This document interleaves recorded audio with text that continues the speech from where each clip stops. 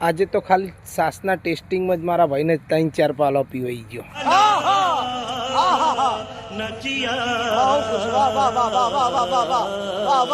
તો સ્વાગત છે તમારું આજના મારા મિની બ્લોગમાં.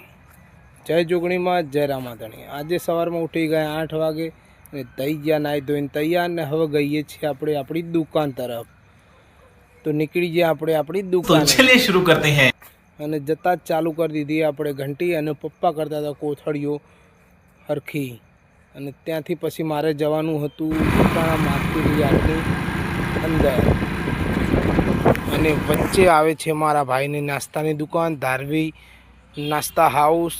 અને પહોંચી ગયા ફાઇનલી આપણે જોટાણા માર્કેટ યાર્ડની અંદર, કેમ કે આપવાના હાથે મારે બાજરીના પૈસા.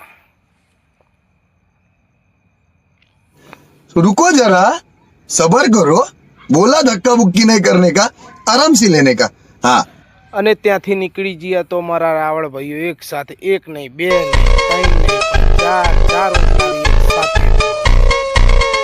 અને ત્યાંથી જવાનું હતું આપણે મારી રાવળ યોગી સમાજની વાડીમાં જમવા માટે.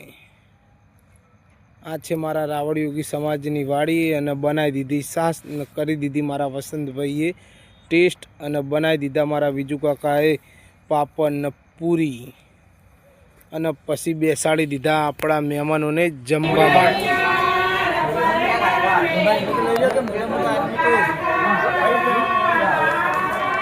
મહેમાનોને ચોખા ખવડાવતા ચાણા એરિયા ચોખા ખાવા બેસી જાય તો ખબર જ ના પડી. અને પછી વાગી ગયા હતા 3. તો આપણે પહોંચી ગયા આપણી દુકાને અને બેસી ગયા કોથળીઓ કાપવા માટે. અને કોથળીઓ કાપતા વાગી ગયા 4. અને પછી ચાલુ કરી દીધી આપણે આપણી ઘંટી. અને દૈણો દળતા તો ચાણા અંધારું થઈ ગયું તો ખબર જ ના પડી. તો મળીએ તમને નવા બ્લોગમાં. જય જોગણીમાં, જય રામાધણી.